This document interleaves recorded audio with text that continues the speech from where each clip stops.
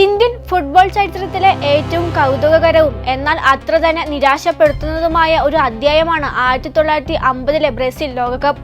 അന്ന് യോഗ്യത നേടിയിട്ടും ലോകകപ്പ് വേദിയിൽ പന്തുരുട്ടാൻ ഇന്ത്യക്ക് കഴിഞ്ഞില്ല.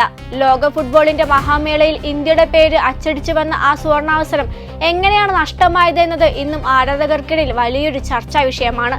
ഇറ്റലിയും സ്വീഡനും പരാഗ്വേയും ഉൾപ്പെട്ട ശക്തമായ ഗ്രൂപ്പിലാണ് അന്ന് ഇന്ത്യക്ക് ഇട ലഭിച്ചിരുന്നത്. ബൂട്ടിടാതെ വെറും കാലിൽ കളിക്കാൻ ഫിഫ അനുവദിക്കാത്തത് കൊണ്ടാണ് ഇന്ത്യ പിന്മാറിയതെന്ന ഒരു കഥ കാലങ്ങളായി നമ്മൾ കേൾക്കുന്നുണ്ട്. 1948 ലണ്ടൻ ഒളിമ്പിക്സിൽ ഇന്ത്യൻ താരങ്ങൾ വെറും കാലിൽ കളിച്ച് ശ്രദ്ധ നേടിയിരുന്നു എന്നത് സത്യമാണ്. എന്നാൽ ബൂട്ടിന്റെ അഭാവം മാത്രമാണ് ഇന്ത്യയെ പിന്നോട്ട് വലിച്ചതെന്ന വാദം ചരിത്രകാരന്മാർ പാടെ തള്ളിക്കളയുന്നു. യഥാർത്ഥ കാരണങ്ങൾ ഇതിലും എത്രയോ ആഴത്തിലുള്ളതായിരുന്നു. സ്വാതന്ത്ര്യം കിട്ടി അധികകാലം കഴിയാത്ത ഇന്ത്യ നേരിട്ടിരുന്ന കടുത്ത സാമ്പത്തിക പ്രതിസന്ധിയായിരുന്നു ഇതിന് പിന്നിലെ ഒന്നാമത്തെ വില്ലൻ. അക്കാലത്ത് ഓൾ ഇന്ത്യ ഫുട്ബോൾ ഫെഡറേഷന്റെ സാമ്പത്തിക സ്ഥിതി വളരെ ദയനീയമായിരുന്നു.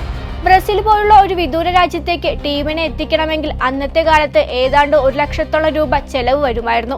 ആതിഥേയരായ ബ്രസീലും ഫിഫയും യാത്രാ ചെലവുകൾ വഹിക്കാൻ തയ്യാറായി മുന്നോട്ട് വന്നെങ്കിലും കപ്പൽ മാർഗമുള്ള ആ നീണ്ട യാത്രയും അതിനായുള്ള ഒരുക്കങ്ങളും ഇന്ത്യൻ അധികൃതരെ ഭയപ്പെടുത്തി.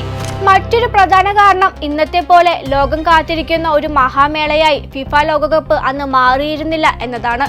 1950 ലോകകപ്പിനേക്കാൾ അന്തസ്സും പ്രശസ്തിയും കായിക ലോകം കൽപ്പിച്ചിരുന്നത് ഒളിമ്പിക്സ് മത്സരങ്ങൾക്കായിരുന്നു.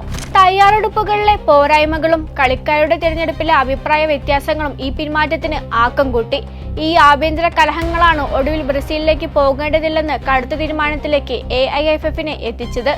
ഏഷ്യൻ മേഖലയിൽ നിന്ന് പങ്കെടുക്കേണ്ടിയിരുന്ന ഫിലിപ്പീൻസ്, ഇന്തോനേഷ്യ, ബർമ എന്നീ രാജ്യങ്ങൾ നേരത്തെ തന്നെ പിന്മാറിയതുകൊണ്ടാണ് ഇന്ത്യക്ക് ഫൈനൽ റൗണ്ടിലേക്ക് നേരിട്ട് യോഗ്യത ലഭിച്ചത്.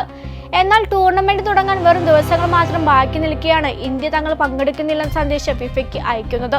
ഗ്രൂപ്പ് ഘടനകളെല്ലാം നിശ്ചയിച്ച ശേഷമുള്ള ഇന്ത്യയുടെ ഈ പെട്ടെന്നുള്ള പിന്മാറ്റം ഫിഫ അധികൃതരെ പോലും ഞെട്ടിച്ചു കളഞ്ഞു.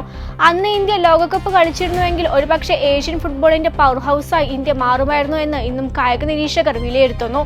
ലോകകപ്പിന്റെ പ്രാധാന്യം തിരിച്ചറിയുന്നതിൽ അന്ന് ഇന്ത്യൻ അധികൃതർക്ക് പറ്റിയ വലിയ വീഴ്ച ഇന്ത്യൻ ഫുട്ബോളിനെ പതിറ്റാണ്ടുകൾ പിന്നോട്ട് നയിച്ചു. എന്നാൽ ചരിത്രത്തിലെ ആ വലിയ വീഴ്ചയിൽ നിന്നും പാഠം ഉൾക്കൊണ്ട് ഇന്ത്യൻ ഫുട്ബോളിനെ വീണ്ടും ലോകവേദിയിൽ എത്തിക്കാനുള്ള ശ്രമങ്ങളിലാണ് രാജ്യം ഇപ്പോൾ. അടിസ്ഥാന സൗകര്യങ്ങൾ വർദ്ധിപ്പിച്ചും താഴെത്തട്ടിൽ നിന്ന് പ്രതിഭകളെ കണ്ടെത്തിയും ഇന്ത്യൻ ഫുട്ബോൾ ഇന്ന് പുതിയൊരു പാതയിലാണ്. കൃത്യമായ ദീർഘവീക്ഷണവും ഭരണാധികാരികളുടെ പിന്തുണയും ഇല്ലെങ്കിൽ എത്ര വലിയ സ്വപ്നങ്ങൾ തകർന്നു പോകുമെന്നതിന്റെ നേർചിത്രമാണ് 1950 ആ നഷ്ടവസന്തം.